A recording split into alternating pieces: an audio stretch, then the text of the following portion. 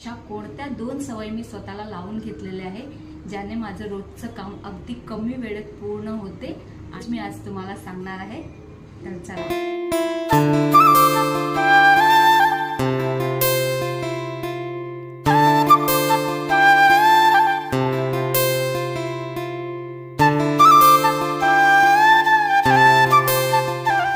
सगळ्यांना शुभ सकाळ। कशा आहात सगळेजण? आजचा दिवस तुमच्यासाठी खूप छान आनंदाचा जावो हीच देवाच्या चरणी प्रार्थना करते।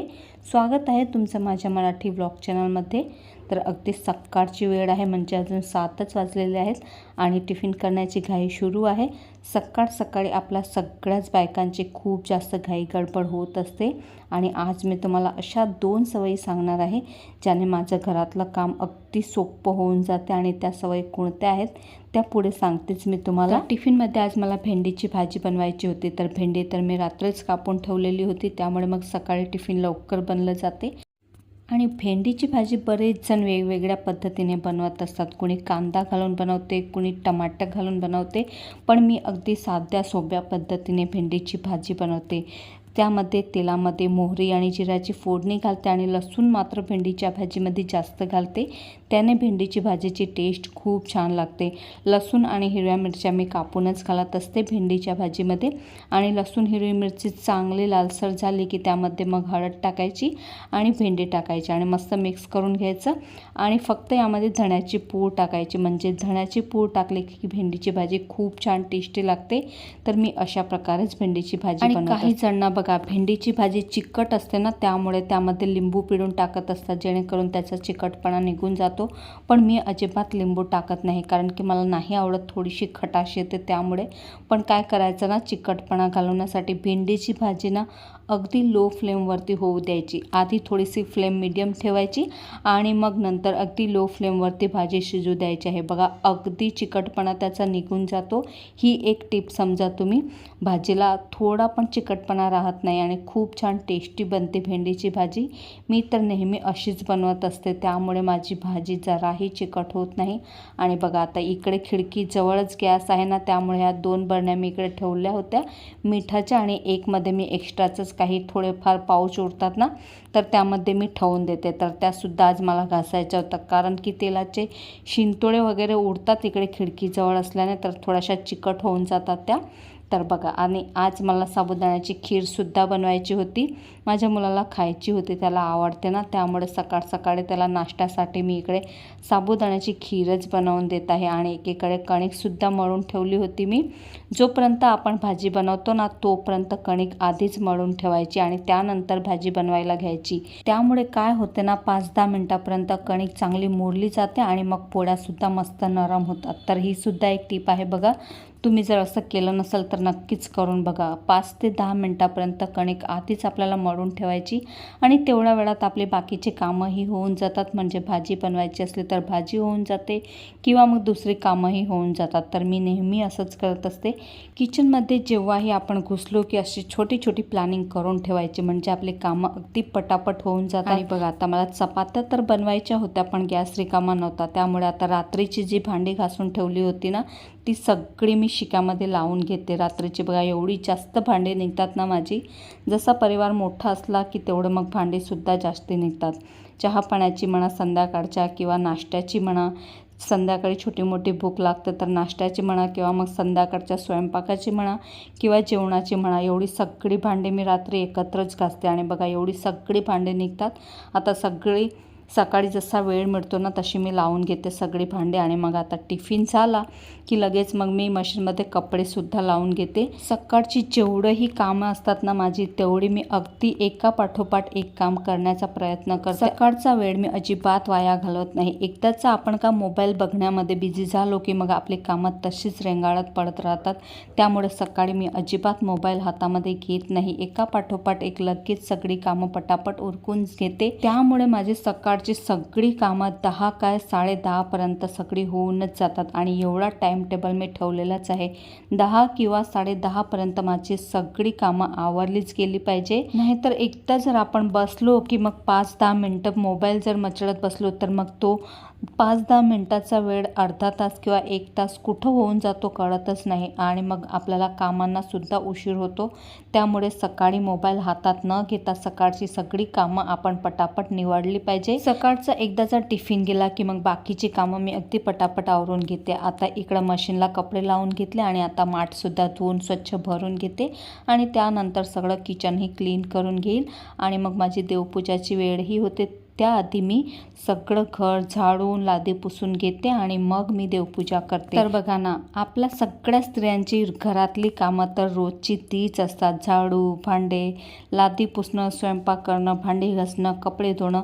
कामं तर आपली सगळ्यांची सेमच असतात, पण काम करण्याची पद्धत मात्र सगळ्यांची वेगवेगळी असू शकते. कुणी 1 तासात काम पूर्ण करते, तर कुणी 2 तासात करते, तर कुणी 3 तासात, तर कोणी पूर्ण दिवसभर काम रेंगाळत बसते. तर मी आज माझी पद्धत तुम्हाला सांगणार आहे, मी कशा प्रकारे काम करते ते. तर बघा, आपल्याला सगळ्यांनाच असं वाटत असते की घरातलं काम तर ते काही चुकणार नाही, पण किती लवकर होऊ शकेल. तर आपण वेगवेगळे व्हिडिओज बघतो किंवा कोण कसं काम करते आपण यूट्यूबवरती बघतच असतो. त्यामुळे कुणाचे काम करण्याची पद्धत कशी आहे ते सुद्धा आपण नोटीस करत असतो आणि किती कमी वेळेमध्ये आपलं काम पूर्ण होऊ शकतं ते सुद्धा आपण व्हिडिओजद्वारे बघतच असतो. तर आज मी ज्या 2 सवयी तुम्हाला सांगणार आहे ना, त्या अगदी युजफुल आहेत आणि तुम्हीसुद्धा डेलीच्या कामामध्ये त्या यूज करून तुमचं काम अगदी कमी वेळेमध्ये पूर्ण करू शकतात. तर चला, आता त्या 2 सवयी मी सांगते तुम्हाला.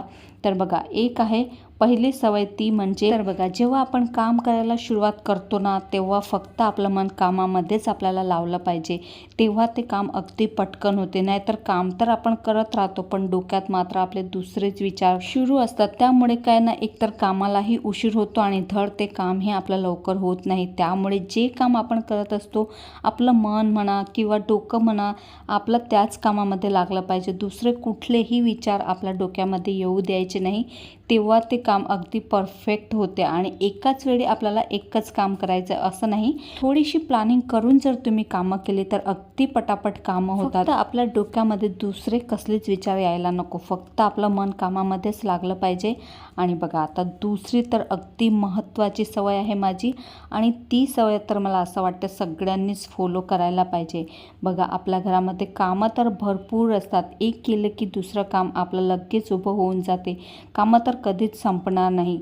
पण जेव्हा तुम्ही काम करतात ना, तेव्हा तुम्ही नोटीस करायला पाहिजे की आज आपण हे काम करत आहोत, तर हे काम आपलं किती वेळेमध्ये पूर्ण होत आहे. म्हणजे ह्या कामाला आपल्याला किती वेळ लागला, अर्धा तास लागला, 10 मिनटं लागले किंवा 15 मिनटं लागले, असं आपण नेहमी नोटीस करायला पाहिजे. म्हणजे जेव्हा कधी आपल्याला वेळ मिळतो ना, तेव्हा तेवढ्या वेळामध्ये आपण ते काम पूर्ण करू शकतो. कारण की आपल्याला माहिती असते हे काम एवढ्यामध्ये पूर्ण होणारच आहे. त्यामुळे आपण नेहमी नोटीस करायला पाहिजे की हे काम करताना आपल्याला किती वेळ लागत असतो.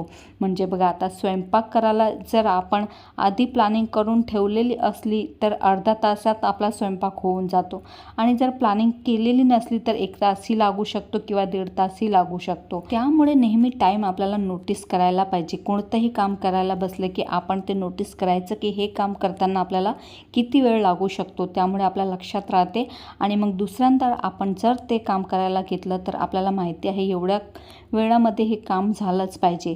तर अशा प्रकारे जर तुम्ही टाईम नोटीस करायला लागले की तुमचं कामं अगदी पटापट होऊन जातात. मी नेहमी असंच करत असते आणि म्हणून मग सकाळची माझी कामं अगदी पटापट होतात. अगदी 10 वाजेपर्यंत किंवा 10:30 वाजेपर्यंत माझी कामं झालीच पाहिजे असं मी नेहमी नोटीस करूनच ठेवलेलं आहे. म्हणून मग माझी सगळी कामं 10:30 वाजेपर्यंत होऊन जातात. आणि जर आपली कामं लवकर आवरली तर आपण स्वतःलाही तेवढा वेळ देऊ शकतो किंवा मग दुसरीसुद्धा आपण ॲक्टिव्हिटी करू शकतो. आपले काही शौक असतील तर ते सुद्धा आपण बाळगू शकतो. आणि जर सगळा टाईम आपण घरच्या कामांमध्येच लागले राहिलो तर मग स्वतःसाठीही वेळ मिळत नाही आणि मग दुसरी एक्स्ट्राची कामंसुद्धा आपल्याला करता येत नाही. तर दोन्हीही खूप महत्त्वाच्या सवयी आहेत. तुम्ही नसतील लावल्या तर नक्कीच लावून घ्या आणि एकदा करून बघा ह्या सवयी फॉलो आणि मला कमेंट करून सांगा जर तुम्ही फॉलो करणार आहात तर. आणि बघा मस्त सगळी कामं आवरली आणि त्यानंतर मग देवपूजा करून घेतली आणि मग यूट्यूबवरती माझी रील पोस्ट करायची असते, इंस्टाग्रामवरती रील पोस्ट करायची असते, तर ती पोस्ट करून घेतली थोडा वेळ बसून आणि मग नंतर मग स्वतःची आवरावर करायला घेतली. कारण बघा सकाळची तर खूप जास्त घाई गडबडीची आपली कामं असतात, त्यामुळे स्वतः सजणं सवरणं हे तर काही सकाळी पॉसिबल होत नाही. त्यासाठी मग मी निवांतपणे सगळी कामं आवरून घेते 10 वाजेपर्यंत आणि मग थोडीशी स्वतःची आवरावर करून घेते. कारण की भलेही आपल्याला कुठं बाहेर जायचं नाही आहे, घरातच राहायचं आहे, तरीसुद्धा थोडंसं तयार व्हायलाच पाहिजे. गबाळासारखं अजिबातच राहायचं नाही. त्याने काय होतं ना, आपल्यामध्ये खूप सारी एनर्जी येते काम करण्याची. थोडं जरी आपण तयार झालो तर अगदीच मन प्रसन्न होऊन जाते. बघा तुम्हीसुद्धा नक्कीच करून बघा.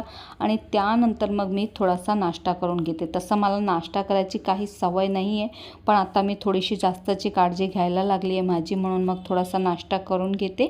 आणि बघा त्यानंतर मग माझं काही शिलाईचं काम असेल, जे की दुसऱ्या चॅनलवर अपलोड करायचे व्हिडिओ असतात ना, तर स्टिचिंगचं काम थोडंसं करून घेते. अशा प्रकारे मी माझी सकाळची कामं पटापट आवरून घेते. चला तर मग आजचा हा छोटासा व्लॉग मी इथेच संपवते. अपेक्षा करते तुम्हाला आजचा व्हिडिओ आवडला असेल. व्हिडिओ आवडला असेल तर व्हिडिओला लाईक करा, शेअर करा आणि चॅनलला सुद्धा सबस्क्राईब करायला विसरू नका. भेटूया पुन्हा अशाच एका नवीन व्लॉगसोबत. तोपर्यंत स्वतःची काळजी घ्या. बाय.